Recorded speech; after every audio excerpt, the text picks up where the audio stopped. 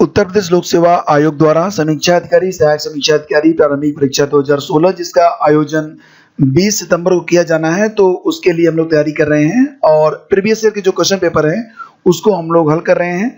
2013 से हमने शुरुआत की है, 2020 तक जितनी भी परीक्षाएं हुई हैं सभी परीक्षाओं के जो क्वेश्चन पेपर हैं उसको हम लोग हल करेंगे।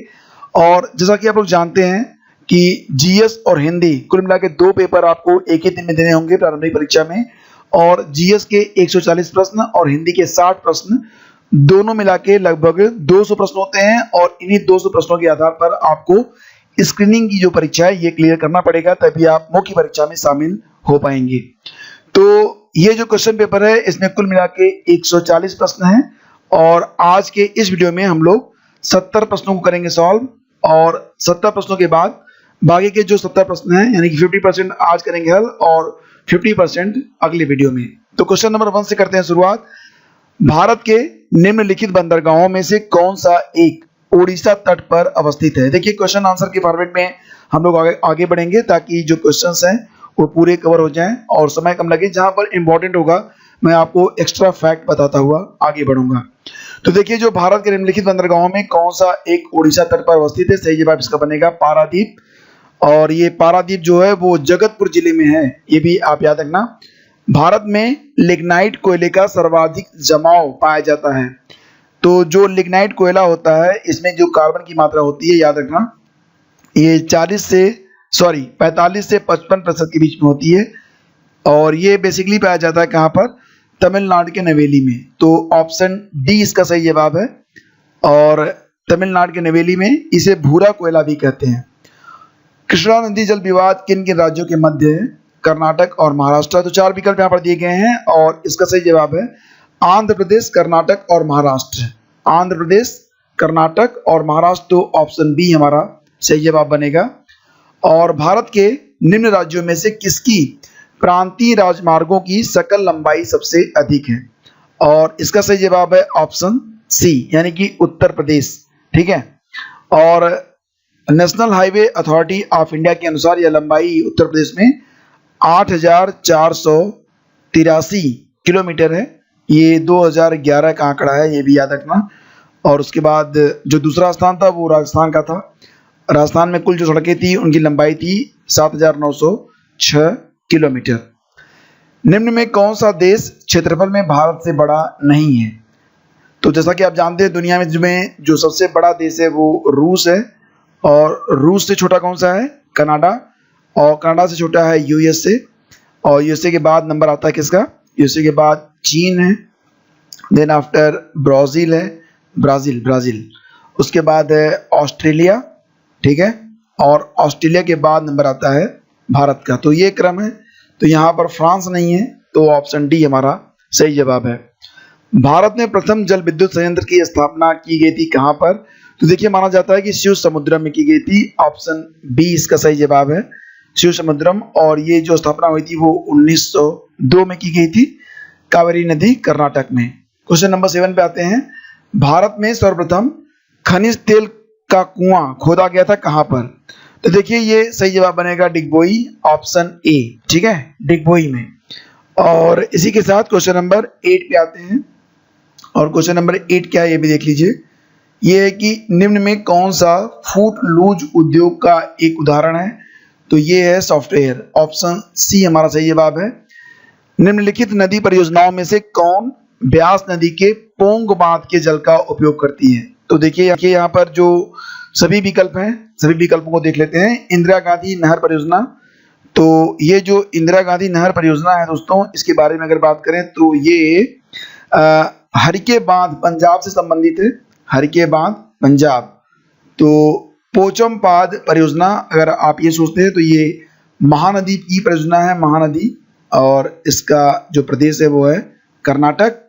मयूराक्षी परियोजना ये काफी इंपॉर्टेंट है, याद रखना। इसका एक नाम और भी है, इसे जो है कनाडा बांध भी कहते हैं, कनाडा बांध। और ये जो है झारखंड और पश्चिम बंगाल की परियोजना है, झारखंड और वेस्ट बंगाल की। नागार्जुन सागर परियोजना के बारे में बात करें तो ये भारत के तेलंगाना राज्य की नदी घाटी परियोजना है और ये कृष्णा नदी पर स्थित है। तो अब आप देख रहे हैं कि यहाँ पर तो कोई भी परियोजना इससे संबंधित नहीं, यानी कि जो विकल्प है चारों ये सही प्रश्न नहीं था, ये क्वेश्चन पूछा गया था वर्ष 2013 में, जिसका सही जवाब था महाराणा प्रताप सागर बांध। ठीक है, तो ये याद रखना, इसका सही जवाब था महाराणा प्रताप सागर, और ये विकल्प में था ही नहीं, तो ये इसका सही जवाब था। सूची 1 को सूची 2 से सम्मिलित करिए। चलिए कर लेते हैं। रुद्रप्रयाग, नंदप्रयाग, कर्णप्रयाग और देवप्रयाग। तो इस प्रकार के प्रश्न आपसे पूछे जाएंगे। और रुद्रप्रयाग अलकनंदा और मंदाकिनी, ठीक है, रुद्रप्रयाग अलकनंदा और मंदाकिनी। नंदप्रयाग विष्णुगंगा और मंदाकिनी, तो ये हो गया आपका चौथा विकल्प। कर्णप्रयाग ये अलकनंदा और पिंडार, तो ये सीधा सीधा मिल गया। और बचता है एक, तो इसको में से मैच करा लेंगे। तो इस प्रकार से मैच कराने के बाद आपको जो कोड दिया गया है इसमें से आपको सही जवाब चुन लेना है। गंगा नदी उदाहरण है किसका? पूर्ववर्ती अपवाह, अनुवर्ती अपवाह। तो देखिए जो गंगा नदी है ये पूर्ववर्ती अपवाह का एक उदाहरण है, यानी कि ऑप्शन ए इसका सही जवाब है। और हिमालय से प्रवाहित होने वाली जो नदियां हैं वो पूर्ववर्ती अपवाह की उदाहरण है, ये भी आप याद रखना। क्वेश्चन नंबर 11 का ए सही जवाब था। और इनमें से कौन सा देश भारत के साथ सबसे लंबी स्थलीय सीमा बनाता है? तो डेफिनेटली इसका जवाब आपको पता होगा, ये है बांग्लादेश। और बांग्लादेश देश जो है ये भारत के साथ कुल मिला के 4096 किलोमीटर लंबी सीमा रेखा बनाता है। और निम्न में कौन सा तट कोच्चि बंदरगाह से संबंधित है? कोच्चि बंदरगाह। तो देखिए यहाँ पर जो सही जवाब है वो क्या बनेगा? कोच्चि बंदरगाह। तो ये मैं आपको बता दूं, कोच्चि बंदरगाह से संबंधित है मालाबार तट। और कोंकण तट जो है ये आप जानते हैं महाराष्ट्र। और इसी के साथ कोरोमंडल तट ये आंध्र प्रदेश से लेकर जो फैला हुआ है। तो यहाँ पर फिलहाल सही जवाब है ऑप्शन ए, तो ये आप याद रखना, ठीक है।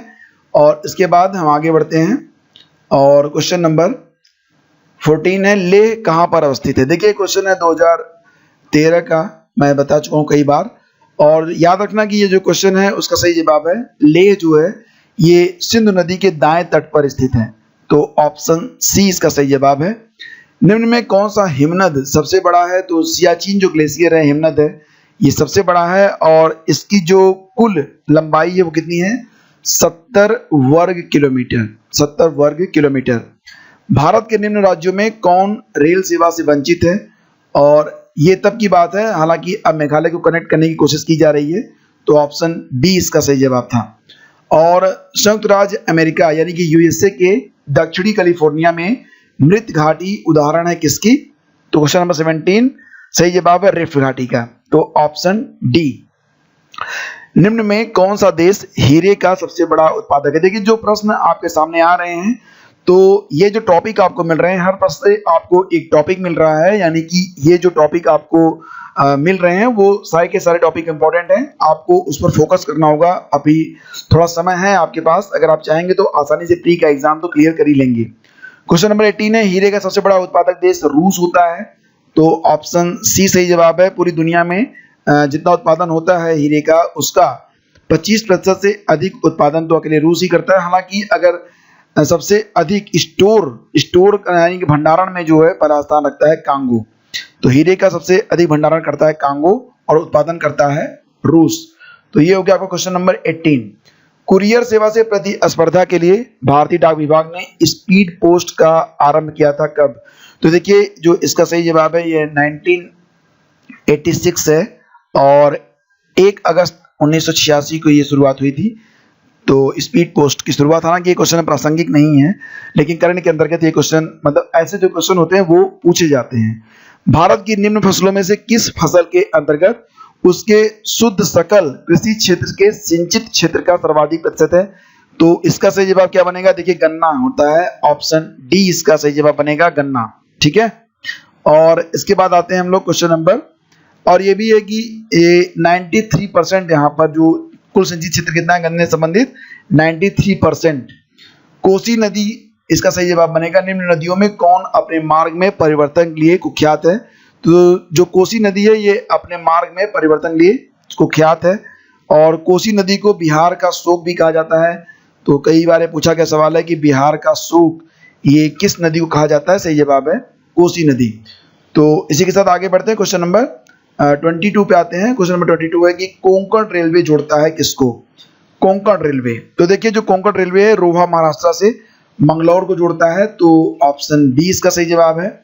लीप फॉरवर्ड पॉलिसी के कारण माओ त्से तुंग ने 1958 में ये पॉलिसी स्टार्ट की थी चाइना में, तो ऑप्शन सी इसका सही जवाब है। और इसमें भुखमरी से बहुत सारे लोग मारे गए थे और चेरनोबिल परमाणु आपदा घटित हुई थी, तब सोवियत संघ का ही एक हिस्सा था यूक्रेन, और यूक्रेन को एक बहुत ही अच्छा सुविधा संपन्न जो शहर था वो बनाया जाना था, जिसके लिए वहाँ पर एक परमाणु संयंत्र लगाया गया था, लेकिन वहाँ पर कुछ गलतियाँ हुई, उसकी वजह से चेरनोबिल नामक परमाणु आपदा हुई थी और फिलहाल ये शहर अभी भी निर्जन वीरान पड़ा हुआ है, तो ये यूक्रेन में है। ठीक है, तो ऑप्शन सी इसका सही जवाब है।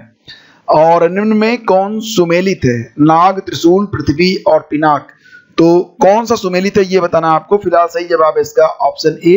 नाग जो था ये एंटी टैंक प्रक्षेपास्त्र मिसाइल था। त्रिशूल क्या है? तो देखिए जो त्रिशूल है ये सतह से वायु प्रक्षेपास्त्र, सतह से वायु अगर यहाँ पर होता तो ये सही होता, सतह नहीं था, सतह से वायु। और पृथ्वी के बारे में सतह से सतह है, ये सतह से वायु नहीं है, सतह से सतह है।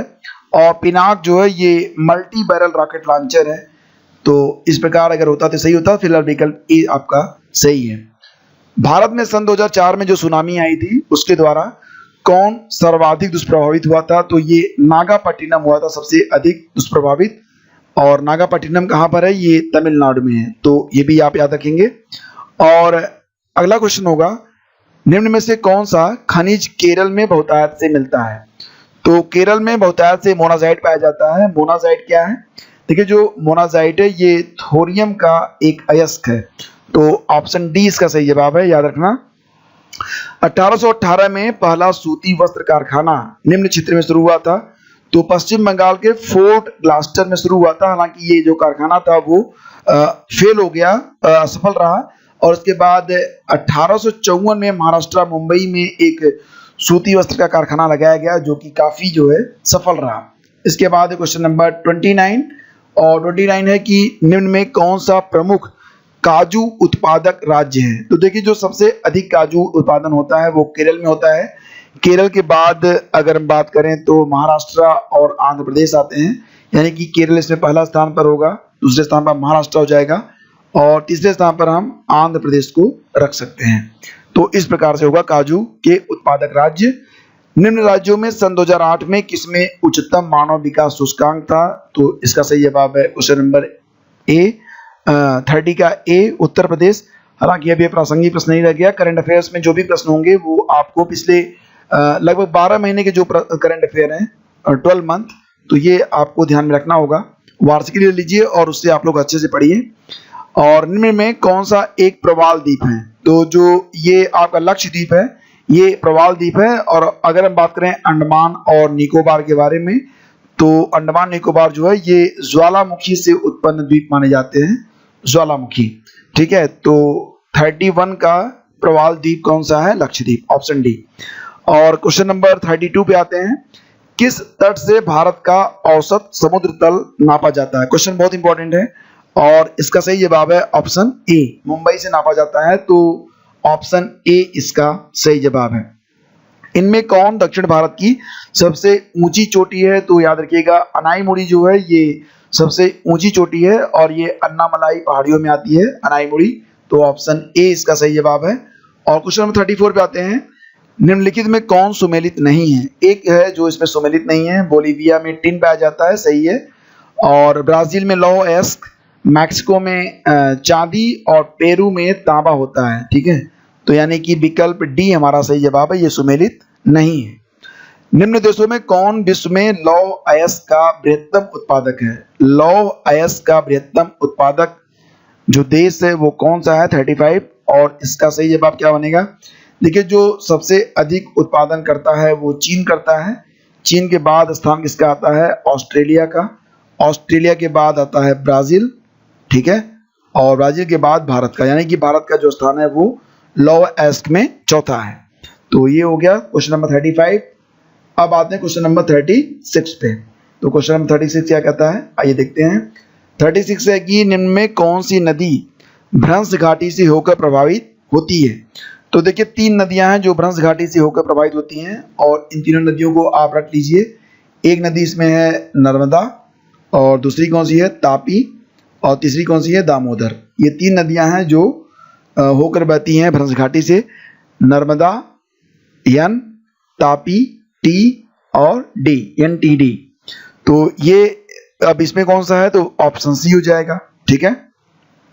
निम्नलिखित ऊनी वस्त्र उत्पादक केंद्रों में से कौन जर्मनी से संबंधित है। अब आपको बताना है कौन सा इसमें जर्मनी से संबंधित है। सही जवाब मैं आपको बता देता हूं, ये है ऑप्शन बी वूपरताल। और अगर बात करें सेंट पीटर्सबर्ग, तो आप जानते हैं रूस में स्थित है। ब्रेडफोर्ड कहाँ पर है, ब्रेडफोर्ड उत्तरी इंग्लैंड में है, नॉर्थ इंग्लैंड में, ये भी आप याद रखना। और प्रेटो कहाँ पर है, प्रेटो है इटली में। ठीक है। भारत में अधिकांश प्राकृतिक गैस का उत्पादन किया जाता है। तो भारत में जो अधिकांश नेचुरल गैस है वो आंध्र प्रदेश से मिलता है। तो ऑप्शन ए इसका सही जवाब बनेगा। और सबसे अधिक जो प्रदूषित नदी है वो है दामोदर नदी। इसे जैविक मरुस्थल भी कहा जाता है दामोदर नदी को। तो ऑप्शन सी इसका सही जवाब। और भगत सिंह ने सेंट्रल असेंबली में बम फेंका था किसके साथ, तो कब फेंका था ये भी याद रखना। ये फेंका गया था कब, ये 8 अप्रैल 1929 को फेंका गया था। और भगत सिंह के साथ कौन थे, बटुकेश्वर दत्त। तो ऑप्शन सी। निम्न देशों में कौन 2012 में हरिकेन सैंडी से प्रभावित हुआ था। हरिकेन क्या होता है, एक तेज तूफान, उसको हरिकेन कहते हैं। ये नाम था उसका सैंडी। और ये कहां पर आया था, ये अमेरिका में आया था, USA में। किस नदी के तट पर बद्रीनाथ का प्रसिद्ध मंदिर स्थित है। तो देखो मैं आपको बता दूं यहाँ पर कि क्वेश्चन नंबर 42 है, किस नदी के तट पर बद्रीनाथ का मंदिर है। तो जो बद्रीनाथ का मंदिर है ये अलकनंदा के तट पर है। याद रखना इसको, ये काफी इंपॉर्टेंट है। बद्रीनाथ का जो मंदिर है वो अलकनंदा नदी के तट पर है। और अगर क्वेश्चन ये पूछा जाता कि जो केदारनाथ का मंदिर है वो किस नदी के तट पर है, तो केदारनाथ का जो मंदिर है वो मंदाकिनी नदी के तट पर स्थित है। तो ये दोनों पॉइंट इंपॉर्टेंट है, याद रखना। और इसके बाद आगे बढ़ते हैं, क्वेश्चन नंबर 43 पे आते हैं। किसी गांव की जनसंख्या 20% प्रतिवर्ष की दर से घटती रहती है। यदि इसकी जनसंख्या 2 वर्ष पहले 10,000 थी तो इस समय इसकी जनसंख्या क्या है। तो देखो ये जो क्वेश्चन है इसको मैं आंसर बता देता हूँ। ये डी सही है 6400। और इसको आप कैसे हल करोगे, कैसे करोगे बताओ। ये देखो चक्रवृद्धि ब्याज वाला फार्मूला लगेगा और इसको मैं हल कराऊंगा अभी थोड़ी देर बाद एक वीडियो में। तो आपको कुछ क्वेश्चंस मैं सॉल्व कराऊंगा मैथ के, ताकि आप अच्छे से एग्जाम दे पाएं। और विश्व में बॉक्साइट का बृहत्तम उत्पादक है। अच्छा एक क्वेश्चन मैं अभी कर लेता हूं, बाद में भूल जाऊंगा। मुझे ये बताओ कि आप लोग जो है किन परीक्षाओं में सबसे अधिक जो इंटरेस्टेड हो। आपको जो है सीटेट के लिए या फिर PCS के लिए डेली जो प्रैक्टिस सेट है, या फिर RO के लिए जो डेली प्रैक्टिस सेट है वो किस टॉपिक पर आपको चाहिए, फटाफट कमेंट करके बता देना। तो उस टॉपिक पर मैं पर डे आपको जो है थियरी और मॉक टेस्ट दोनों वीडियोज अवेलेबल करवाऊंगा, ताकि आपकी तैयारी बहुत अच्छे तरीके से हो सके। अवध राज्य का ब्रिटिश राज्य में विलय कब हुआ था। अवध राज्य का, देखिए जो अवध राज्य था इस पर कुशासन का आरोप लगाकर ब्रिटिश राज्य में मिला लिया गया था। और ये काम कब किया गया था, तो लॉर्ड डलहौजी की हड़प नीति, ये 1856 में ये काम किया गया था। यानी कि ऑप्शन सी इसका सही जवाब है। और निम्नलिखित देशों में कौन भूमध्य रेखीय जलवायु के अंतर्गत नहीं पाया जाता। भूमध्य रेखीय जलवायु के अंतर्गत जो है वो इथियोपिया नहीं होगा। ऑप्शन बी इसका सही जवाब है। और पवन ऊर्जा उत्पादन में गुजरात जो है ये पहले स्थान पर है। ठीक है, ऑप्शन ए। देखो ये जो आंकड़ा है 2013 का है। ठीक है, 2013 के अनुसार मैं आपको जो आंसर यहाँ पर बता रहा हूँ। देखिए 2013 में जो ये क्वेश्चन था उसका सही जवाब था गुजरात। लेकिन अगर ये क्वेश्चन अब पूछा गया तो जो इसका सही जवाब बनेगा वो तमिलनाडु होगा। ठीक है, तो इसमें तमिलनाडु जो है वो पवन ऊर्जा उत्पादन में पहला स्थान रखता है। और पूरी दुनिया में भारत का चौथा स्थान है। पहले स्थान पर चाइना है, दूसरे स्थान पर है USA। ठीक है, चाइना और USA। और तीसरे स्थान पर कौन सा है, तो तीसरा स्थान जर्मनी का है। और ये भी याद रखना कि जर्मनी के बाद भारत का स्थान आता है पवन ऊर्जा उत्पादन में। तो ये सारी बातें काफ़ी इंपॉर्टेंट हैं, ये आपको बिल्कुल पता होनी चाहिए। और इसी क्रम में आगे बढ़ते हैं। क्वेश्चन नंबर 48, कोई धन 5% वार्षिक साधारण ब्याज की दर से कितने वर्षों में दुगना हो जाता है? बहुत ही आसान सवाल है, PRT बाई 100 से ये लग जाएगा और इसका सही जवाब है ऑप्शन सी 20 वर्ष में। ठीक है, चलो आगे बढ़ते हैं। क्वेश्चन नंबर नेक्स्ट होगा कि फ्रांस तथा स्पेन के बीच सीमा बनाने वाला पर्वत कौन सा है? तो ये पेरिनीस पर्वत है, याद रखना इसको। पेरिनीस पर्वत जो है ये फ्रांस और स्पेन के बीच सीमा बनाने वाला पर्वत है। अब अगला क्वेश्चन जो था वो मैचिंग वाला है, इसको मैच कराना था। कोलोरेडो, दामोदर, नील और जाम्बेजी।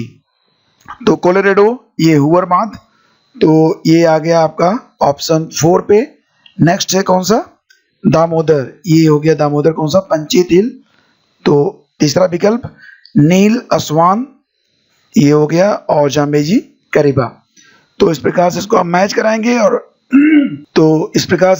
कराएंगे और फिर आप अपना उत्तर चुनेंगे। अगला क्वेश्चन देखिए, अंतरराष्ट्रीय व्यापार में किस देश की अधिकतम हिस्सेदारी है? अंतरराष्ट्रीय व्यापार में किस देश की अधिकतम हिस्सेदारी है? 51। और देखिए वर्तमान में देखा जाए तो भारत के साथ सबसे अधिक व्यापार जो था वो चाइना का था, लेकिन ये 2013 में इसका सही जवाब क्या था 51 का? ये था ऑप्शन डी, यूएस से। ठीक है, और यूएस के बाद इसका चीन का स्थान आता था।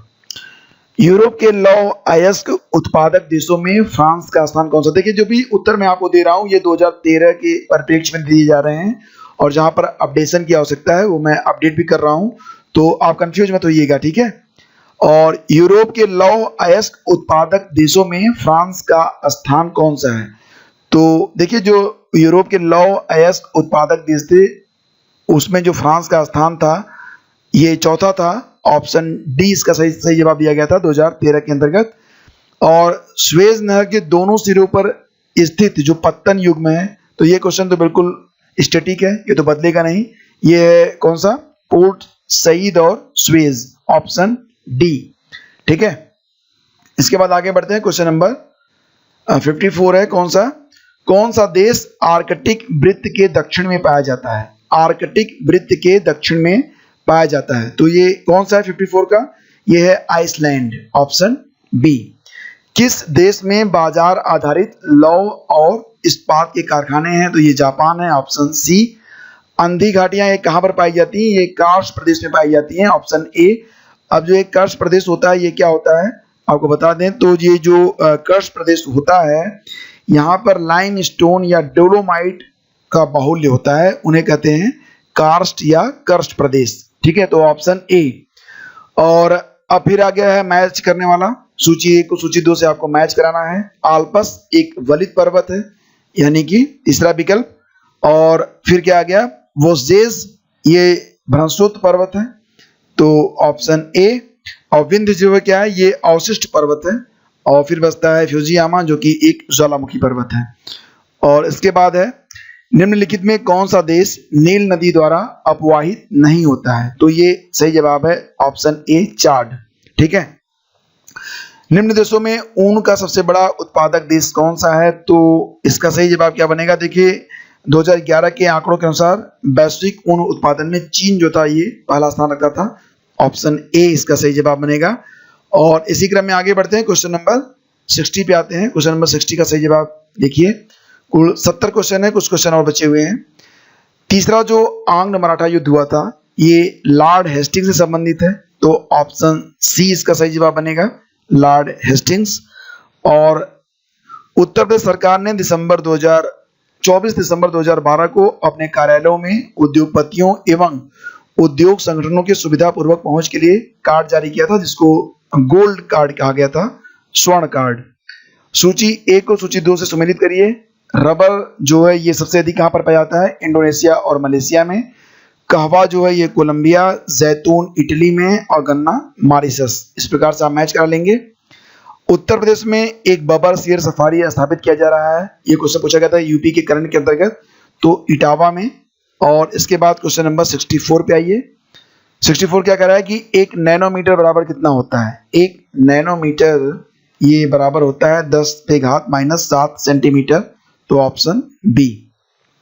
भूपर्पटी में बहुतायत में पाया जाने वाला जो रासायनिक तत्व है वो ऑक्सीजन है, और ये कितना पाया जाता है, लगभग 46% से अधिक ये पाया जाता है। सोडियम धातु को अगर मिट्टी के तेल में ना रखें तो ये विस्फोट कर जाता है, तो ऑप्शन ए।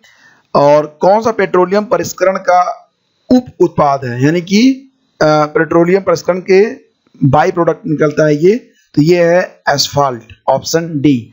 शुष्क बर्फ आप जानते होंगे, ये ठोस कार्बन डाइऑक्साइड है, शुष्क बर्फ। और उसके बाद है एक बायोगैस संयंत्र में कौन सी प्रक्रिया होती है, तो ये किण्वन होता है, ऑप्शन ए। और हाल ही में वैज्ञानिकों ने उस प्रोटीन की खोज कर ली है जो मस्तिष्क के खतरनाक रोग अल्जाइमर को उत्पन्न करता है, तो ये था एमिलाइड प्रीकर्सर प्रोटीन, तो ऑप्शन सी इसका सही जवाब था। अब क्वेश्चन नंबर 71 के आगे हम लोग बढ़ेंगे। हालांकि ये जो गॉड पार्टिकल है इसको हिग्स बोसान कहते हैं, इस प्रकार से आगे के प्रश्न हैं, तो उसको हम हल करेंगे अपने नेक्स्ट वीडियो में। तो नेक्स्ट वीडियो का जो लिंक होगा वीडियो के डिस्क्रिप्शन में आपको मिल जाएगा। Thank you so much for watching. Video पसंद आया तो इसे लाइक और शेयर कर दीजिएगा। और देखिए कुछ जो डेटा हैं जो अपडेशन की मांग करेंगे वो मैं अपडेट कर दूंगा जब आपको PDF मिलेगी, ठीक है। तो थैंक यू सो मच, मिलते हैं आपसे अगले वीडियो में, तब तक के लिए जय हिंद जय भारत।